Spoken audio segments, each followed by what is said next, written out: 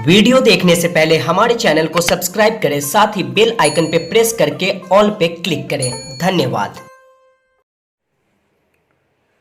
रुक जाना नहीं तू कहीं हार के, कांटों पे चल के मिलेंगे साए बहार के। ओ राही ओ राही ओ राही ओ राही। ग्रैंड व्यू यूट्यूब चैनल के सभी दर्शकों को धीरज श्रीवास्तव का नमस्कार।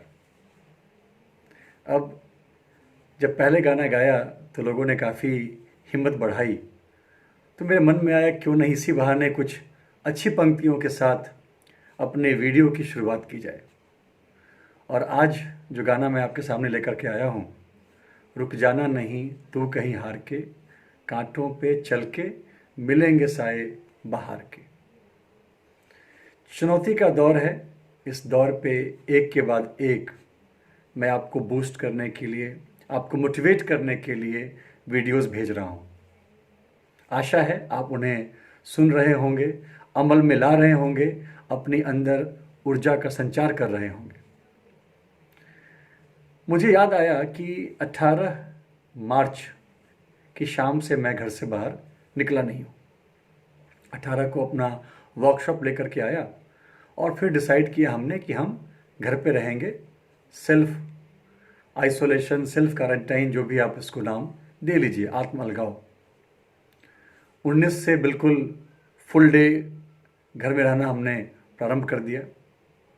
बाद में फिर जनता कर्फ्यू आया, उसके बाद लॉकडाउन 1.0 आया, फिर लॉकडाउन 2.0 आया।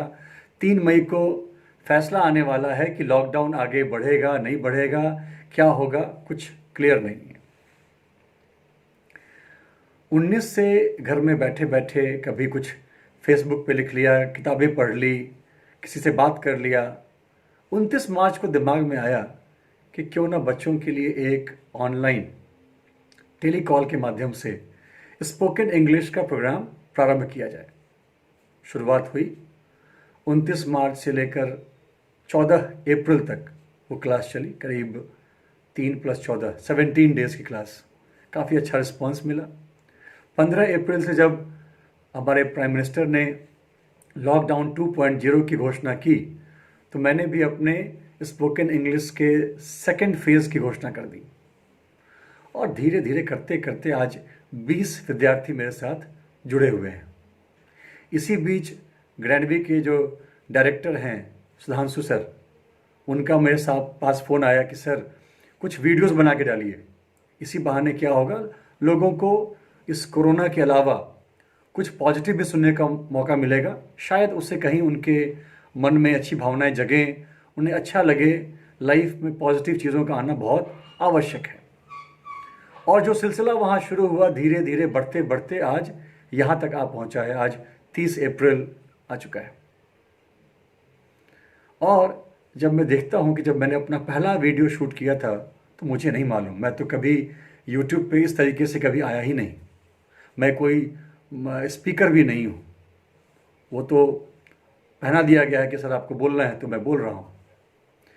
तो मैंने पहला जो वीडियो रिकॉर्ड किया, मैं एक कुर्सी पे बैठ गया, मैंने अपने हाथ में फ़ोन लिया, सेल्फी मोड ऑन करके पोर्ट्रेट व्यू में रिकॉर्ड करके मैंने भेज दिया। सुधांशु जी ने कहीं कुछ भी नहीं बोला कि ये वीडियो अच्छा है नहीं है, उन्होंने उसको चैनल पे पोस्ट कर दिया। शायद वो 5 गोल्डन रूल्स वाली मेरी पहली वीडियो थी, जिसको सबसे ज़्यादा व्यूज़ भी मिले हैं, सबसे ज़्यादा लाइक्स भी मिले हैं। और वहाँ से धीरे धीरे ये कारवां आगे बढ़ता रहा। फिर लोगों ने कहा कि सर ये आपका थोड़ा सा फ़ोन हिल रहा है, इसको कहीं आप फिक्स कर लीजिए। तो मैंने एक सेल्फी स्टिक का इंतजाम किया, वहाँ पर उसको फिक्स किया। फिर आया कि सर ये जो आपका टी शर्ट है वो सूट नहीं कर रहा है, आप शर्ट पहनिए। तो मैंने शर्ट पैंट पहनना शुरू कर दिया। उसके बाद आया कि सर आपका जो बैकग्राउंड है वो थोड़ा सा ठीक नहीं लग रहा है। तो आज मैंने उसको भी ठीक करने का प्रयास किया है। मैं अपनी कहानी के माध्यम से ये बतलाना चाह रहा हूँ कि चीज़ें अगर संघर्षपूर्ण हुई, चुनौती से भरी, तो सिर्फ मेरे लिए नहीं, सिर्फ आपके लिए नहीं, पूरे विश्व के लिए। अब इसका समाधान क्या है? इसका समाधान ये है कि हम मनुष्य हैं, हम जानवर से कहीं आगे हैं, बुद्धि में, विवेक में, हर मामले में। तो हमारा काम है कि जब भी कोई परिस्थिति विपरीत आती है तो हम समाज के लोगों से जुड़ें, उनसे बात करें, उनके सलाह पर अमल करें और धीरे धीरे उस नई परिस्थिति के अनुरूप, उसके हिसाब से अपने आप को, अपने दिमाग को, अपने विचार को ढाल लें।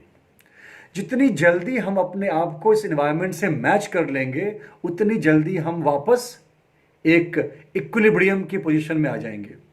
सो एक सिद्धांत है जो बोलता है कि जब भी आपकी लाइफ इक्विलिब्रियम यानी कि संतुलन, न्यूट्रल, इससे ऊपर या नीचे जाएगी तो आपके पूरे थॉट्स, आपके पूरे एक्शंस वापस इक्विलिब्रियम में आने का प्रयास करेंगे। सो आप बहुत खुश हो गए तो क्या किया आपने? आपने केक काट लिया, अपने लोगों से बातचीत कर ली, अपनी खुशी को आपने शेयर कर लिया और वापस धीरे धीरे आप नॉर्मल हो गए।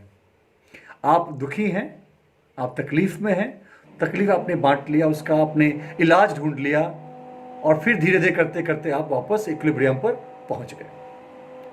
यानी हम हमेशा चाहते हैं कि हमारा लाइफ बिल्कुल इक्विलिब्रियम यानी न्यूट्रल फेज में रहे, ना पॉजिटिव ना नेगेटिव।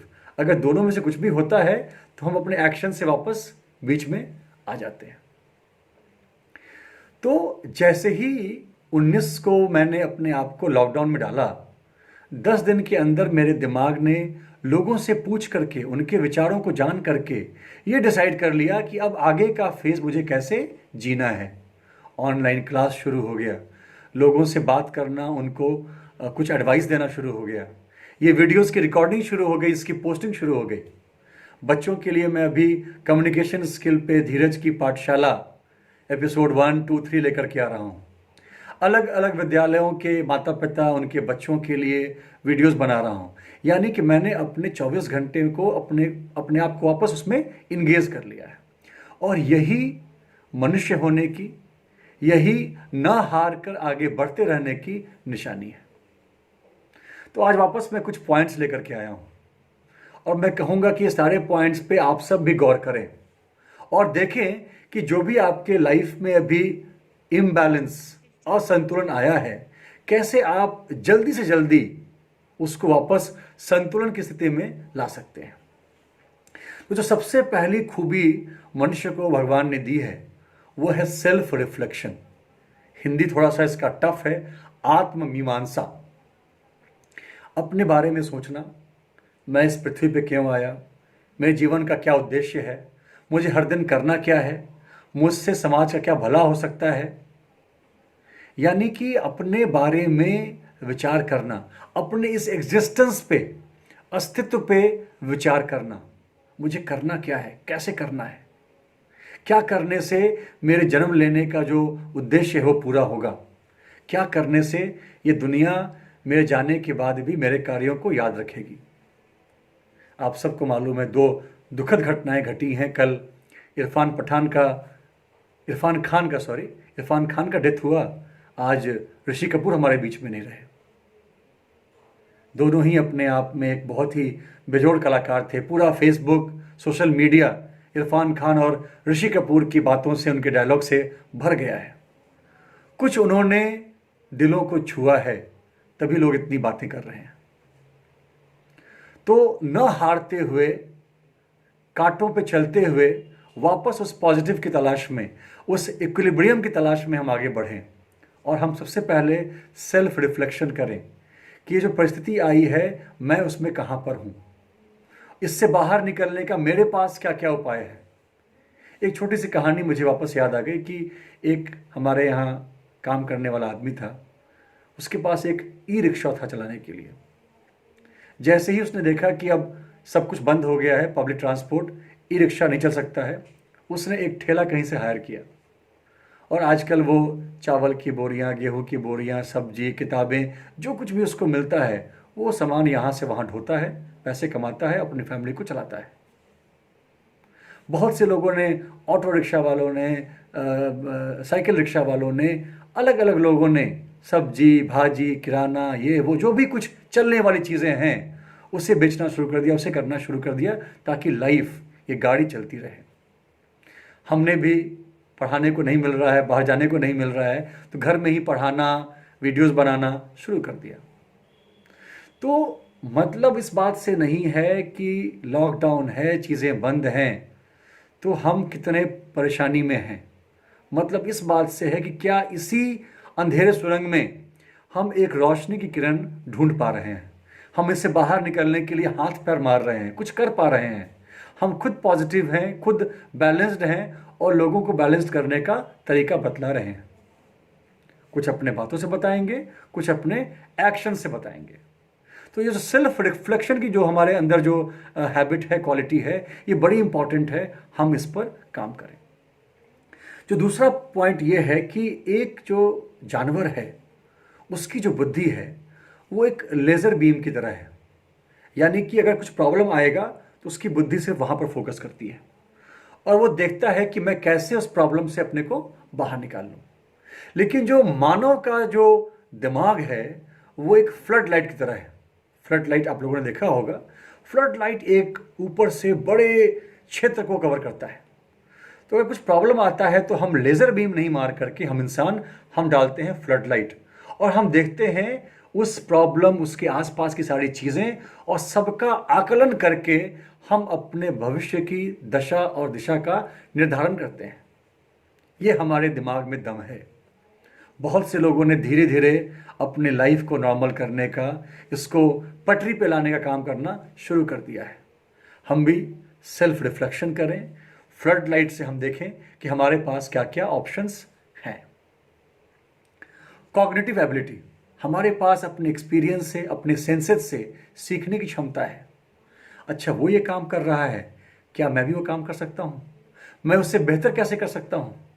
एक के बाद एक स्कूल्स ऑनलाइन स्टडीज़ में अपना झंडा गाड़ते जा रहे हैं। कोचिंग क्लासेस के टीचर्स अपने यूट्यूब चैनल को शुरू कर चुके हैं। बच्चों को नोट्स देना, अलग अलग ऐप के माध्यम से उनसे लाइव होकर के पढ़ाना, उनके असाइनमेंट्स को देखना, बताना, सब काम शुरू हो चुका है। ये इसलिए हो पाया है कि हमारे अंदर देख कर सीखने की ज़बरदस्त क्षमता है। तो बजाय परेशान होने के हम देखें कि हमारे आसपास के लोग, इस देश दुनिया के लोग क्या कर रहे हैं और उनकी बातों को ध्यान में रखते हुए हम अपने आप को कैसे वापस इस्टेब्लिश कर सकते हैं। अगली बात है कि हमारे पास एक लैंग्वेज का स्ट्रॉन्ग सपोर्ट है।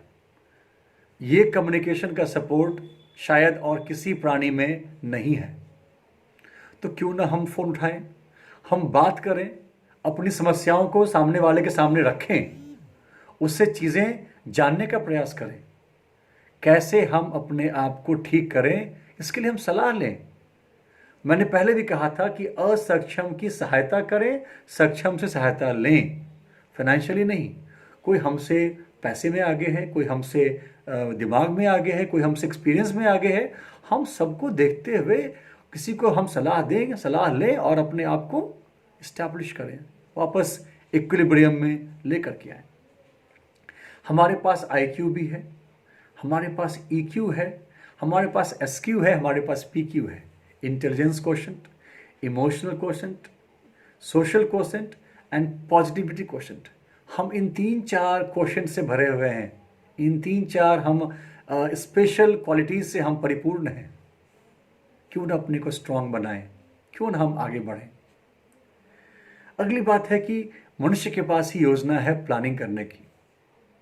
हमने कुछ सीखा है इस संकट से, इस चैलेंज से, तो हम फटाफट अपने अगले 3 महीने की प्लानिंग करें, 6 महीने की करें, 1 साल की करें।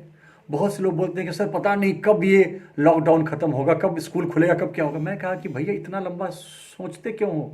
पहले तो काम करना शुरू करो। आज क्या करना है, कल क्या करना है, 1 महीने में क्या करना है। प्लानिंग चलती रहे, एक्शन चलता रहे। जब ये प्लानिंग होगी तभी एक्शन होगा, ये ज़रूरी नहीं है। जो हमारे डेली एक्शंस हैं वो शुरू हो जाएं और आगे की प्लानिंग भी चलती रहे। यही हमारे मानव का सबसे बड़ा गुण है, सेल्फ कॉन्शियसनेस। हम चीज़ों को एडवांस में आगे से आगे सोच लें, हमारे अंदर विवेक है, हमारे अंदर ज्ञान का भंडार है। घबराना नहीं है, सामना करना है। अंत में एक बड़ी इम्पोर्टेंट चीज़ है कि मेरे पास एक क्विज क्वेश्चन भी है कि आदमी के अलावा ऐसे और कौन कौन से प्राणी हैं इस संसार में जिनके पास भी हमारे आसपास के लेवल का सोचने की, सेल्फ रिफ्लेक्शन करने की, समझने की शक्ति है। थोड़ा सा आप सोचिए इसके ऊपर में, बट मैं आपको आंसर बतलाता हूँ। जो सबसे हमारे करीब है वो है चिंपांजी। जो नंबर 2 पे है वो है डॉल्फिन। जो नंबर 3 पे है वो है ओरेंगुटान। जो नंबर 4 पे है वो है octopus. I was also not knowing. और जो 5वें नंबर पे है वो है क्रो, यानी कि कौवा। ये 5 प्राणी ऐसे हैं जो कि मनुष्य की बुद्धि से, मनुष्य की इन क्षमताओं से बहुत करीब हैं। उनके अंदर भी विषम परिस्थितियों में अपने को ढालने की, उससे बाहर निकलने की क्षमता है। तो वापस मैं आपसे यही रिक्वेस्ट करूंगा, निवेदन करूंगा कि अब हम प्लानिंग के मोड में आ जाएं, सेल्फ रिफ्लेक्शन के मोड में आ जाएं। हम वो फ्लड लाइट ऑन कर लें। हम अपने सीखने की, ऑब्जर्व करने की क्षमता को बढ़ा लें। हम अपने लैंग्वेज कम्युनिकेशन का इस्तेमाल करें, अपने IQ EQ को स्ट्रांग बनाएं और देखें कि कैसे हम किस तरीके से वापस अपनी ज़िंदगी को पटरी पर ला सकते हैं। तो आज का मेरा ये पूरा एपिसोड सेल्फ रिफ्लेक्शन के ऊपर था कि अब न्यूज़ को थोड़ा सा बंद करके, चैनल्स को बंद करके, थोड़ा सा मोबाइल को ऑफ करके अपने आप से बात करने की, सेल्फ रिफ्लेक्ट करने की, अपने से पूछने की, राह निकालने की, जुगत लगाने की बेला आ गई है, समय आ गया है। आप सारे वीडियोस को आप देखें, आपको हर वीडियो से कोई ना कोई ऐसा टिप मिलेगा, रास्ता मिलेगा जो कि आपको खुश रखेगा, आपको पॉजिटिव रखेगा और आप इस चैलेंजिंग टाइम में भी वापस अपने को इस्टेब्लिश कर पाएंगे। कभी भी आपके पास कोई सवाल हो, कुछ आपके पास प्रश्न हो, तो आप उसको मैसेज में डाल दें ताकि वो सवाल हम हैंडल कर सकें, उसका जवाब अपने आने वाले वीडियोस के माध्यम से आप तक पहुंचा सकें। हम और आप मनुष्य की तरह काम करें, दिमाग लगाएं, सोचें, आत्मविवेचना करें और अपने आप को वापस मजबूत बनाएं। एक 4 पंक्ति मुझे कहीं से मिली जिसको पढ़ करके मैं इस वीडियो को समाप्त करूंगा, लेकिन समाप्त करने से पहले ग्रैंड व्यू की टीम को सलाम, सारे दर्शकों के जज्बे को सलाम। आप सब लोग बहुत ही अच्छा कर रहे हैं। ख्वाहिशों से नहीं मिलते हैं, ख्वाहिशों से नहीं मिलते हैं फूल हमारी झोली में। ख्वाहिशों से नहीं मिलते हैं फूल हमारी झोली में। कर्म की साख को हिलाना होगा। कर्म की साख, ब्रांच, शाखा, कर्म की साख को हिलाना होगा। कुछ नहीं होगा कोसने से किस्मत को, कुछ नहीं होगा कोसने से किस्मत को। अपने हिस्से का दिया खुद ही जलाना होगा।